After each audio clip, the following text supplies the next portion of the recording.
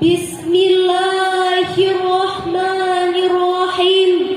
Assalamualaikum warahmatullahi wabarakatuh.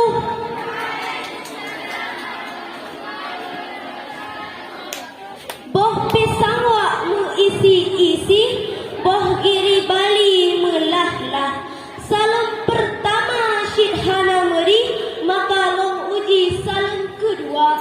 Assalamualaikum warahmatullahi wabarakatuh.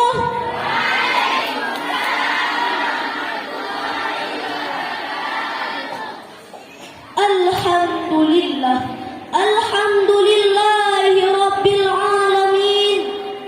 Wassalatu wassalamu ala asyrafil anbiya'i wal mursalin, Sayyidina Muhammadin wa ala alihi wa sahbihi ajma'in.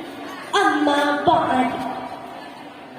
Segala puji bagi Allah yang telah menciptakan dualisme dunia, yang mana tidak bertahan satu jika tidak ada dua, sehingga terciptalah langit dan bumi, bulan dan bintang, lautan dan daratan, sehingga sempurnalah kehidupan di dunia ini.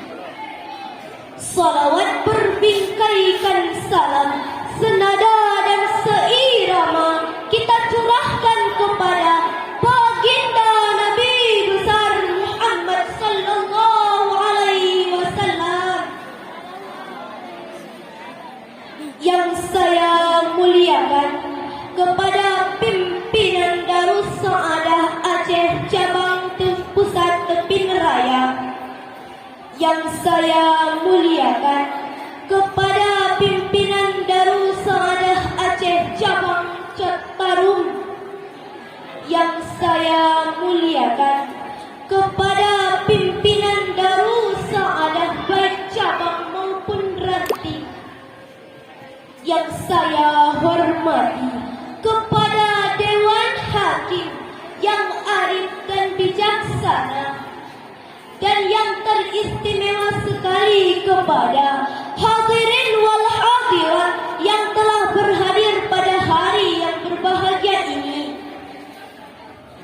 Hadirin, Napoleon, seorang orientalis berkebangsaan Perancis, mengatakan, "The principle of Quran, which alone addressing kirit mean to happiness."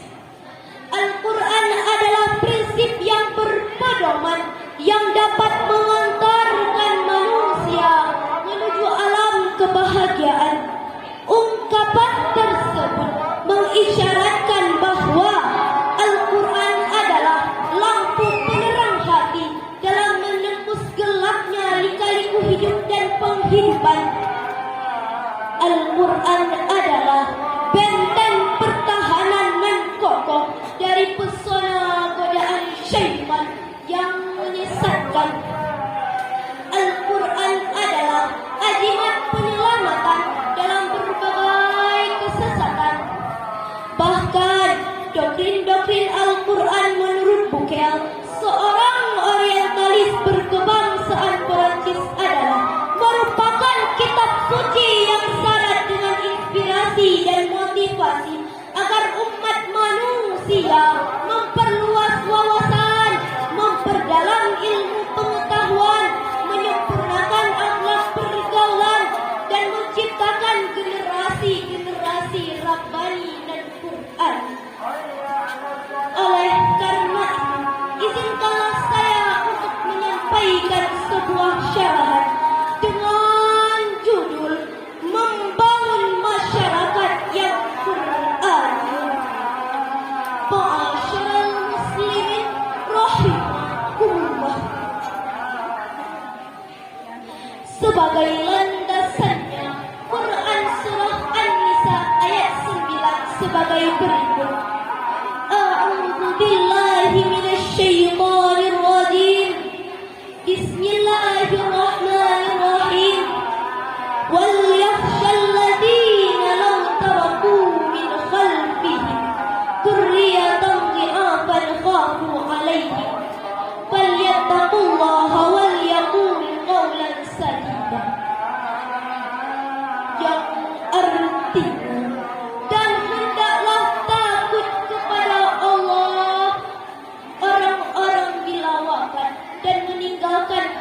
keturunan yang tiada berdaya. Khawatir akan nasib mereka, maka hendaklah mereka bertakwa kepada Allah dan mengatakan perkataan yang benar. Kaum muslimin dan muslimat yang dirahmati Allah, ayat tersebut diawali dengan kalimat wal yakhsha. Istimbatnya al-wawul wawul atifah wal lamu lamu lil amri. Yakhsha fi'lu mudhari' majzumun bila'in. Istimbatnya wal yakhsha adalah siratul lil Ada sebagian kaidah mengatakan al-aslu fil amri lil wujub. Pada asalnya suatu perintah, yaitu menunjukkan suatu kewajiban, maka hendaklah kita merasa takut.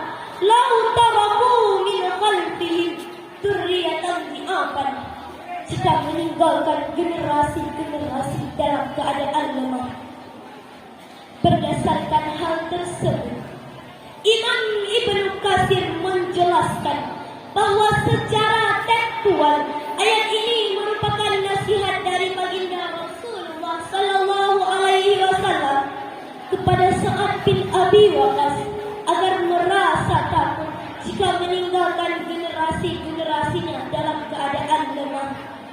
Selengkapnya beliau bersabda yang artinya, sesungguhnya apabila kamu meninggalkan ahli warismu dalam keadaan mampu, itu lebih baik daripada meninggalkannya dalam keadaan lemah, sehingga menggantungkan dirinya dalam belas kasihan orang lain. Mafhum mukallafnya ayat ini merupakan instruksi dari Allah Subhanahu wa Ta'ala kepada kita, saya, saudara-saudara, insan-insan yang beriman, agar tidak meninggalkan keturunan-keturunan yang kuat dan amanat. Bukan generasi anak mama, otaknya payah, fisiknya lemah, akhlaknya sairah, bahkan mentalnya pun kayak Pak Oga. Karena generasi tersebut hanya bernilai sampah, bahkan tidak mustahil menghambatnya baldah thayyibah. Betul hadirin semuanya? Padahal saudara-saudara sekalian, di bumi tercinta ini sejak tahun 1908, masa-masa kebangkitan nasional, hingga menjelang detik-detik proklamasi dikumandangkan, seluruh generasi muda seperti Persatuan Pelajar Skopje, Trikoro Darmo, Jong Islamaitenbon, Jong Java, Jong Sumatera, mereka bersatu menjadi The Grand Outlet, menjadi Stuttgart, bahkan menjadi The Founding Father, pendiri, penggerak yang mampu merebut kemerdekaan Indonesia. Tanpa kekuatan generasi muda, mustahil Indonesia akan merdeka. Begitulah ungkapan Bung Karno yang diabadikan dalam sejarah bangsa. Hadirin hadirat yang dirahmati Allah, dari syarahan di atas dapat kita mengambil beberapa kesimpulan. Yang pertama, generasi muda adalah generasi yang memiliki kualitas ilmu, kualitas iman, kualitas akhlak yang bisa menjadi agent of social change bagi bangsanya, seperti Nabi Musa alaihi salam. Dengan momentum pidato saya ini, saya menghimbau kepada seluruh generasi muda dan generasi pertiwi, marilah kita hiasi hidup ini dengan Al-Quran agar terarah, hiasi hidup ini dengan ilmu agar mudah, dan hiasi hidup ini dengan cinta agar indah. Hanya ini yang dapat saya sampaikan, kurang dan lebihnya saya mohon maaf. Akhir kata, wassalamualaikum warahmatullahi wabarakatuh. Waalaikumsalam warahmatullahi wabarakatuh. Yang barusan tampil tadi pemegang nomor undian 204 atas